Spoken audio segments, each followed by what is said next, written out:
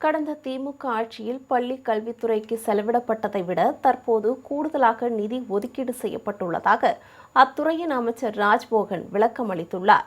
இதுகுறித்து அவர் வெளியிட்டுள்ள எக்ஸல பதிவில் 2025-26ஆம் ஆண்டு திமுக பட்ஜெட்டில் பள்ளி கல்விக்கு உண்மையாக செலவு செய்யப்பட்டதை விட சுமார் 6003 கோடி ரூபாய் காரணமே இல்லாமல் உயர்த்தப்பட்டதாக தெரிவித்துள்ளார்.